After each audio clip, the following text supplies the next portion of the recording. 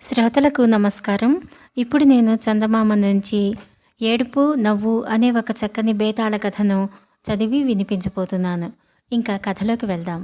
పట్టుదలతో విక్రమార్కుడు ఇరుగుడు చెట్టు వద్దకు తిరిగి వెళ్ళి శవాన్ని చెట్టు మీద నుంచి భుజాన వేసుకుని వస్తూ ఉండగా శవంలో ఉన్న బేతాళుడు, రాజా, ఇంకొకరి చేత పనులు చేయించుకోవలసిన నువ్వే ఈ అర్ధరాత్రి వేళ ఈ శ్రమ పడటం నాకెంతో విచారంగా ఉన్నది. నీకు మార్గాయాసం కలగకుండా ఒక చిత్రమైన కథ చెబుతాను, విను అంటూ ఈ కింది కథ ఆరంభించాడు. భగవంతుడు శ్రీరామచంద్రుడిగా అవతారమెత్తి పరిపాలించిన అయోధ్యానగరాన్ని ఒకప్పుడు వీరకేతు మహారాజు పాలించాడు. ఆ సమయంలో అయోధ్యలో ప్రతినిత్యము అతి విచిత్రమైన దొంగతనాలు జరగసాగాయి. ఈ దొంగతనాలకు తట్టుకోలేక ప్రజలు రాజుగారి దగ్గరకు వెళ్ళి, మహాప్రభు, మమ్మల్ని దొంగల బారి నుండి ఎట్లాగైనా కాపాడండి. మేము ఎన్ని ప్రయత్నాలు చేసినా దొంగల ఆచూకీ తెలియటం లేదు. ఈ దొంగలు చిక్కకపోవటం అటుంచి కనీసం కంటికైనా కనపడకుండా అతి సాహసమైన దొంగతనాలు చేస్తున్నారు అని మొరపెట్టుకున్నారు. వీరకేతు మహారాజు ప్రజలను ఓదార్చి పంపేసి తన రక్షక భటులలో అత్యంత సమర్థులైన వారికి మారువేషాలు వేయించి రాత్రిపూట రహస్య గస్తీ తిరగమని పంపాడు. వారంతా 1000 కళ్లతో కనిపెట్టి ఉన్నా కూడా దొంగతనాలు యథాప్రకారం జరుగుతూనే ఉన్నాయి. ఒక్క దొంగ అయినా గస్తీ తిరిగే భటుల కళ్ళ పడలేదు. దొంగతనాలు సాగిస్తున్న వారెవరో చాలా యుక్తిపరులని నిర్ధారణ చేసుకున్నవాడై వీరకేతు స్వయంగా దొంగలను పట్టడానికి బయలుదేరాడు. రాత్రి చీకటిలో రాజు మారువేషం వేసుకుని పోతూ ఉండగా ఆయనకు ఒకచోట విచిత్రంగా ప్రవర్తించే ఒక వ్యక్తి కనిపించాడు. రాజు అతడికేసి బయలుదేరాడు. దగ్గరకు వస్తూ ఉన్న రాజును చూసి ఆ వ్యక్తి, ఎవరు నువ్వు అని అడిగాడు. దొంగను అన్నాడు రాజు. అయితే నాకు సాటివాడివే, మా ఇంటికి పోదాన్రా, నీకు స్నేహమర్యాద చేస్తాను అన్నాడు ఆ వ్యక్తి. రాజు అతని వెంట వాళ్ళ ఇంటికి వెళ్ళాడు. ఆ ఇల్లు అడవిలో భూగర్భంలో రహస్యంగా నిర్మించి ఉన్నది. దొంగ రాజును ఒక గదిలో కూర్చోపెట్టి వెంటనే వస్తానని చెప్పి పక్క గదిలోకి వెళ్ళాడు. ఆ సమయంలో దాసి ఒకటి వచ్చి రాజుతో, నువ్వెవరు బాబు, ఈ గజ దొంగ రహస్యం తెలిసినాక నీకు ఆయువు మూడినట్లే, వెంటనే పారిపో అని హెచ్చరిక చేసింది. రాజు వెంటనే అక్కడి నుంచి బయలుదేరి అతి శీఘ్రంగా తన నగరకు తిరిగిపోయి సాయుధ భటులతో అదే చోటికి తిరిగి వచ్చాడు. గజదొంగకు రాజభటులకు ఘోరమైన యుద్ధం జరిగింది. ఒంటరిగాడే ఉండి కూడా రాజభటులందరితోనూ ఎంతోసేపు ధైర్యంగా పోరాడి అనేక మంది రాజభటులను చంపి చిట్ట చివరకు దొంగ రాజు చేతిలో ఓడిపోయాడు. వీరకేతు మహారాజు దొంగను పెడరెక్కలు విరిచికట్టి పట్టుకుపోయాడు. అతని విచారణ జరిగింది. చాలా కాలంగా ఎవరికంటా పడకుండా ఆ దొంగే అయోధ్య అంతటా దొంగతనాలు చేసినట్లు రుజువయ్యింది. పోయిన సొత్తంతా దొరికింది కూడా. రాజు దొంగను కొరత వేయించమని భటులకు ఉత్తర్విచ్చాడు.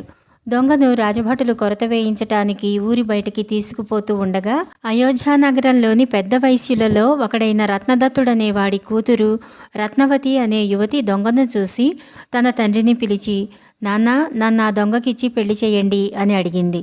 రత్నదత్తుడి మాట విని నిర్ఘాంతపోయాడు. ఎందుకంటే రత్నవతి లేకలేక కలిగిన బిడ్డ. ఆమెను రత్నదత్తుడు ఎంతో గారాబంగా పెంచుతూ వచ్చాడు. రత్నవతి అపురూపమైన అందగత్తెగా ఉండటం చూసి ఎంతోమంది కోటీశ్వరులైన వైశ్యకుమారులు, రాజకుమారులు ఆమెను పెళ్లాడతామని వచ్చారు. రత్నవతి అందరినీ నిరాకరించటమే కాక తనకు పెళ్ళే అవసరం లేదని కూడా అన్నది. ఏం తల్లి, నువ్వు రాజాధిరాజులను కూడా పెళ్లాడ నిరాకరించింది ఈ దిక్కుమాలిన దొంగ కోసమా? వాణ్ణి కొరత వేయటానికి తీసుకుపోతున్నారు. అటువంటి వాడినా పెళ్లాడేది అని రత్నదత్తుడు కుమార్తెను అడిగాడు.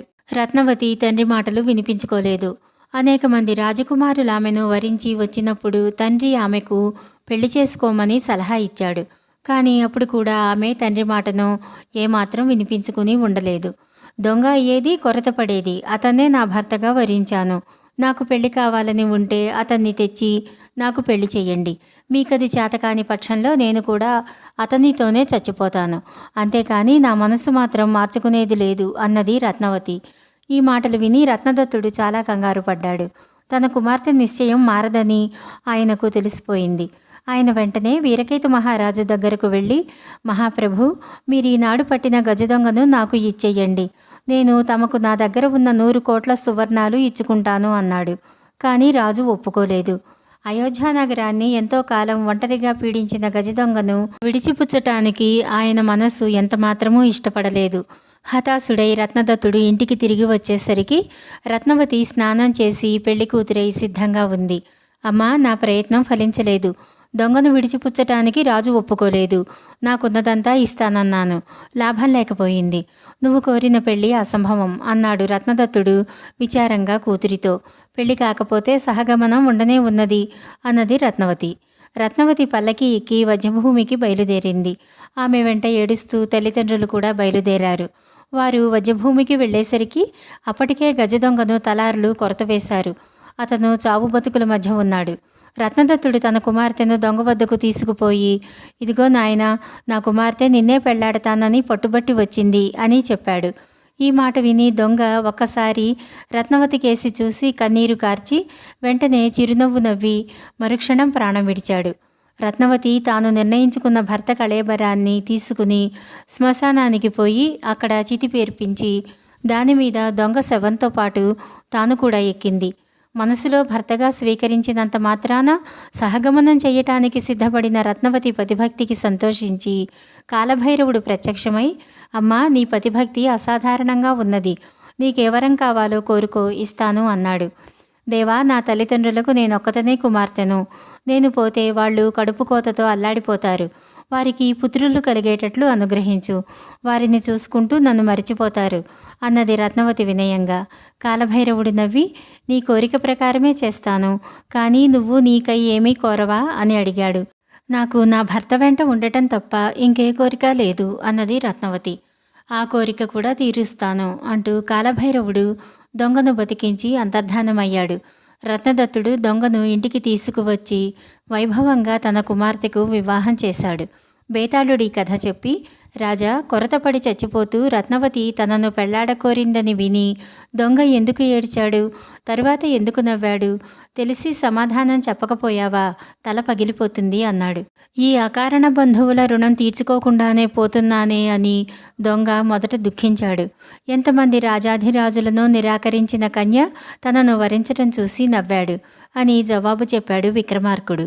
రాజుకు మౌనభంగం కాగానే బేతాళుడు శవంతో కూడా మాయమై తిరిగి చెట్టెక్కాడు.